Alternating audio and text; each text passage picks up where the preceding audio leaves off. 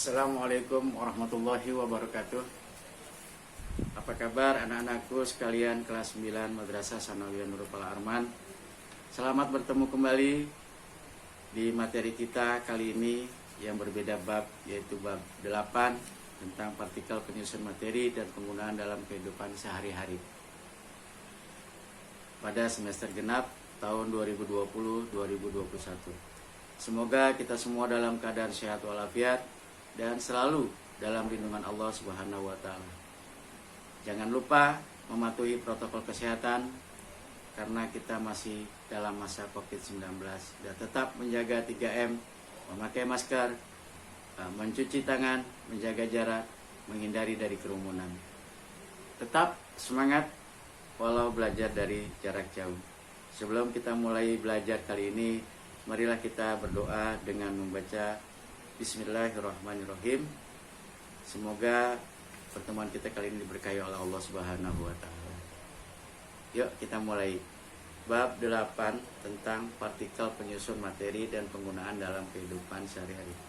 Akan lebih baik lagi kita ketahui dulu tujuan pembelajaran kita kali ini. Yang pertama, kalian mampu menjelaskan konsep dan peran atom dalam makhluk hidup dan benda mati dengan benar setelah melakukan kegiatan percobaan sederhana dan tanya jawab dengan Pak Guru. Yang kedua, kalian mampu menjelaskan prinsip pembentukan molekul dengan tepat setelah melakukan kegiatan diskusi dan tanya jawab. Yang ketiga, kalian mampu menjelaskan keterkaitan sifat bahan dan pemanfaatannya dalam kehidupan sehari-hari dengan benar setelah melakukan kegiatan tanya jawab dan studi literatur. Yang keempat, kalian mampu menyajikan hasil penyelidikan tentang sifat dan pemanfaatan bahan dalam kehidupan sehari-hari dengan tepat setelah melakukan kegiatan praktikum. Yang kelima, kalian mampu menjelaskan pengaruh pemanfaatan bahan tertentu terhadap kesehatan manusia dengan benar setelah melakukan kegiatan studi literatur. Yuk kita mulai. Tadi tujuannya itu untuk belajar kali ini. Ya, partikel penyusun materi dan penggunaannya dalam kehidupan sehari-hari. Negara-negara di dunia memiliki beragam jenis kue yang khas dan lezat. Contoh, Black Forest yang berasal dari Jerman. Lapisan dan parutan coklat yang dipermanis dengan buah ceri menjadi ciri khas Black Forest. Berbeda lagi dengan tiramisu, kue khas Italia. Ini memiliki rasa yang kopi yang kuat, meskipun memiliki cita rasa berbeda. Pada dasarnya, kue tersebut dari tepung, telur, gula, dan margarin dengan tambahan bahan pengembang baking soda, yaitu natrium bikarbonat yang memiliki rumus kimia NaHCO soda. Rumus kimia yang memberikan informasi tentang perbandingan atom-atom dalam molekul atau senyawa. Dalam satu molekul baking soda terkadang satu atom natrium, satu atom hidrogen atau satu atom karbonat, dan 3 atom oksigen.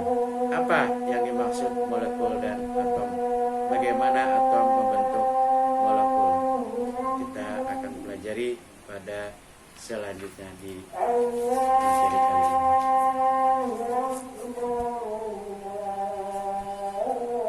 Kalian telah mempelajari materi klasifikasi materi dan perubahannya di kelas 7. Nah, materi penyusun setiap benda maupun makhluk hidup. Setiap materi mempunyai sifat masing-masing. Misal baking soda yang menghasilkan gas CO2 jika bertemu dengan asam. Oleh karena itu, baking soda digunakan untuk mengembangkan adonan kue dengan memahami sifatnya. Setiap materi dapat dimanfaatkan dalam bidang berbeda-beda demi kesejahteraan manusia. Materi tersusun atas partikel-partikel materi. Apa yang dimaksud dengan partikel? Apa saja yang partikel yang menyusun materi? Dan bagaimana pemanfaatan benda sesuai sifat pelajari kita terlebih dahulu. Yang pertama A. Partikel penyusun benda mati dan makhluk hidup. Partikel dapat diartikan sebagai bagian dari materi yang berukuran sangat kecil dan masih memiliki sifat materi tersebut. Salah satu jenis partikel materi yaitu atom. Atom-atom yang saling berkaitan akan membentuk molekul. Kumpulan atom sejenis membentuk molekul unsur. Sebagai contoh, kristal intan tersusun atas atom karbon C yang saling berkaitan secara kimia. Intan yang tersusun atas unsur-unsur karbon sama seperti arang. Hanya saja berbeda struktur ikatannya. Akibatnya, intan dan arang mempunyai sifat yang berbeda pula. Adapun atom-atom yang berbeda jenis bergabung membentuk molekul senyawa, misalnya NaCl, jadi garam dapur. Dalam senyawa, molekul-molekul tertata sedemikian rupa sehingga setiap senyawa memiliki sifat tertentu. Nah, bagaimana cara untuk mengetahui zat yang terkandung dalam suatu materi? Kita akan melakukan beberapa kegiatan dan dapat menjawabnya. Jadi membedakan jenis senyawa dalam suatu benda. Coba kalian simak. Yang pertama, molekul penyusun benda mati dan makhluk hidup. Setiap materi tersusun atas zat tertentu. Jika benda yang dibakar menghasilkan bau yang sama, kemungkinan besar benda tersebut mengandung senyawa yang sama. Jika beberapa bahan yang dibakar memiliki bau berbeda, kemungkinan besar senyawa yang terkandung dalam bahan tersebut juga berbeda. Selain perbedaan molekul penyusunnya, yaitu jenis dan jumlah atom penyusunnya, perbedaan sifat-sifat suatu materi juga disebabkan oleh perbedaan susunan molekul dalam materi tersebut. Meskipun memiliki molekul penyusun sama, perbedaan susunan molekul mengakibatkan perbedaan sifat pada materi tersebut.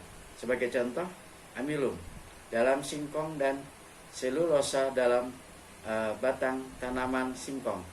Amilum dalam singkong dapat digunakan sebagai sumber makanan, sedangkan selulosa dalam batang tanaman singkong tidak dapat digunakan sebagai sumber makanan meskipun kedua zat tersebut tersusun dari molekul-molekul glukosa. Nah, mengapa demikian? Nah, kita perhatikan gambar 81. Tolongnya disimak secara perlahan.